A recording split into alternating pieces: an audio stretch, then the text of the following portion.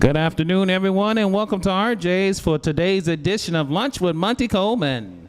Last week, UAPB dropped a 32-20 decision to Jackson State at War Memorial Stadium in Little Rock, Arkansas, whereas Alabama State was off last weekend. In their previous week competition, Alabama State was smothered by Southern University 64-6 at A.W. Mumford Stadium in Baton Rouge, Louisiana. ASU currently leads the series 12-6 and have won the last three meetings between the Hornets and Golden Lions. This week, the Golden Lions will travel to Montgomery, Alabama to take on Alabama State at ASU Stadium in Montgomery, Alabama. At this time, we ask the players to introduce themselves to the media. Thank you for having me. My name is Willie Duncan, senior linebacker from Detroit, Michigan. My name is Nicholas Wolford, junior, Pine Bluff, Arkansas, fullback. At this time, Mr. Duncan, talk about last week's game a little bit. Last week's game was a tough loss. Just had some critical errors, mistakes, penalties at the wrong time. All right, Mr. Wolfolk, talk about last week's competition against Jackson State. Well, I feel like we let them get up early on us, and it kind of hurt it in the long run. But I still think we got a great team, though. All right, now we'll have opening comments from the top dog himself, head coach Monty Coleman. Well, I want to thank Ms. Nikki here at RJ's once again for allowing us to host this press conference. Bitter, very bitter loss last week to Jackson State, team that we thought we could play with. I thought we played for the most part with them. Unfortunately for us, we gave up too many big plays. In the run game, we didn't stop the run. That's one of the things that we do pride ourselves on is playing well against the run, try to make a team one-dimensional. We didn't stop the run. They came in with a good game plan, and then they were able to throw the football against us. They made some big plays in the passing game and just kept us off balance. Brandon Duncan, who's played well the first three ball games without interceptions, throws one pick six. So we start off the first quarter 15-0, and that was pretty much the tail of the tape at the end of the game. We were never able to overcome that deficit. We know Jackson State would come in ready to play. They had just lost. They didn't have any SWAC victories. And unfortunately for us, it wasn't a lot what they did. It was what we did or what we didn't do that caused us to lose that football game.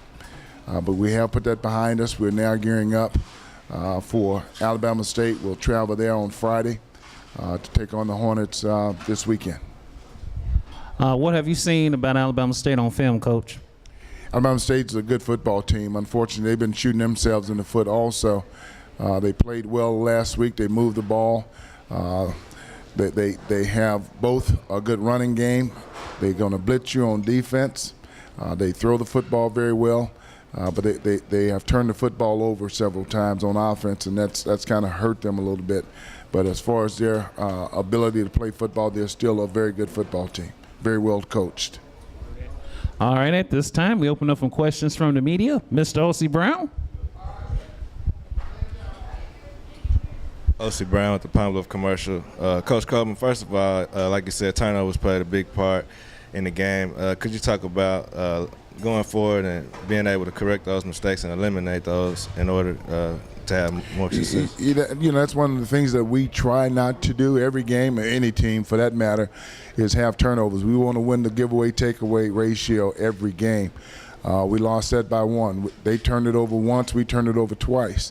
The one that we did turn over that was bad was the interception because it was a 71-yard touchdown run. In practice, that's what we try not to do. We try not to turn the football over. Brandon has been very good, as I said in my opening statement, this year, not turning the football over as far as interceptions. And unfortunately for us, this past game, he threw the pick six. Okay. Now, Mr. Duncan, could you talk about that freshman quarterback, Brent Lyles, and the poise that he demonstrated out there and going forward and, correcting the mistakes as far as playing against the run? Yeah, Lyles was a pretty good poised quarterback. He kept his team motivated. As far as going forward, like I said before, it's just cutting down on mental errors, the penalties at key times. Like we had a pass interference on 3rd and 20, which hurt us and shot us in the foot. But as long as we stay focused and keep working hard, we'll be all right. All right. Now, Coach Coleman, Alabama State is still winless in the SWAC, and then you have 3 teams in the western side that's undefeated. Could you talk about going down there and playing a winless team and being able to come back with a victory? Those are the type of teams that scare you the most. They don't have anything to lose, and they're a good football team. They're very well coached. Coach Jenkins is going to have the guys fired up, ready to go. It's going to be in their home, so I expect it to be hostile. And it's going to be an early game. We hadn't played a 2 o'clock game yet this season. So with all those factors, I think it's going to be a good football game. By no means are we looking at their record saying that this is the type of football team that they are. They were picked to be high in the standings, and I expect that's what we're going to get. We're going to get a very good football game from Alabama State this weekend. Okay. Well, thank you, Coach. Yes, sir.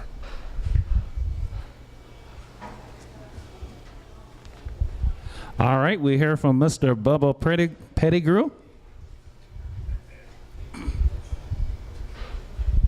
Gentlemen, how you doing? Good, Bob. Let me concentrate on individual efforts, Coach. We know the team efforts is always there, but Willie Duncan, I have watched as he's matured through the years. And Willie, I want to ask you, you had 12 tackles the last game. How many did you have the game before that? 17. 17. Oh, okay. So you're probably on your way to becoming first team All SWAC again. Am I not right? If you continue the way you're going. I mean, yes, come through hard work, through practice, great coaching. Coaches put us in the right position to make plays, and that's how it happened. Wonderful, wonderful. Let me just, Willie has improved from his freshman year. Each year he's gotten better and better, and it's showing a lot more now over the last few years how his hard work has paid off. And, I saw a couple of Jackson State players come up to him after the game and was giving him, a pat on the back for his performances that he's had this year, which have been very good. So Willie is maturing. He's our leader on defense by example. He also vocally leads the team. So, we're very glad and very fortunate to have Willie. Now, Nick, I've known Nick for a shorter period of time, but I want to say the same thing about him. And he, while not as advanced as Willie is, Nick, when he's used, comes through every time, it seems like. I noticed on that touchdown play that I looked up, usually he's blocking. I didn't see the play develop. I just saw when he broke loose. I looked up and he was heading for the flat, and when they threw that ball over there, he caught it and scored. Have you ever thought of using Nick more, like even carrying the ball, instead of using him as a lead blocker? Just give it to him and let him try to pounce in there. Or how far off am I on that, Coach? Nick plays a position that's not glamorized. He's kind of like an offensive lineman. You've got to actually be looking at the offensive lineman to see the ones that's excelling at offensive line. They're not the ones that's going to get their names in the paper on occasions. Same thing with a fullback.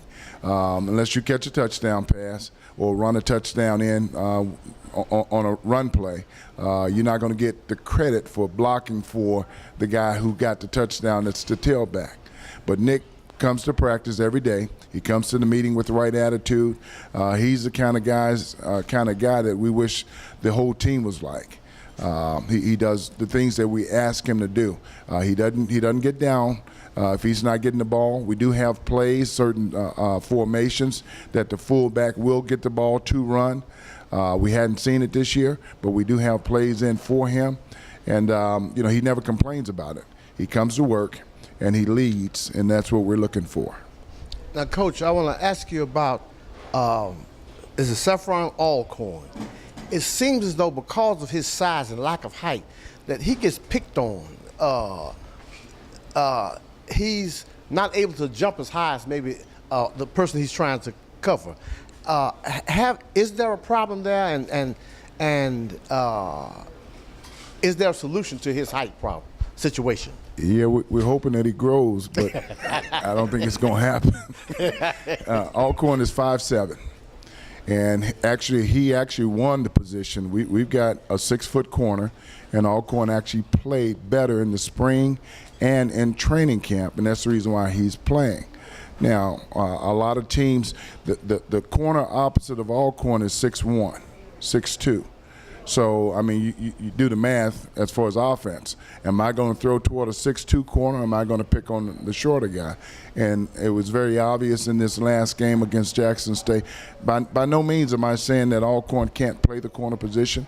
Is he at a height advantage when they throw jump balls and stuff? Absolutely.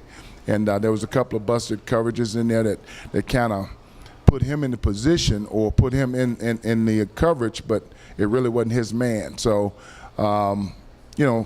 Alcorn, he's a small person, but he has a big heart, and he knows how to play the game of football. And that's the reason why he's starting at the corner.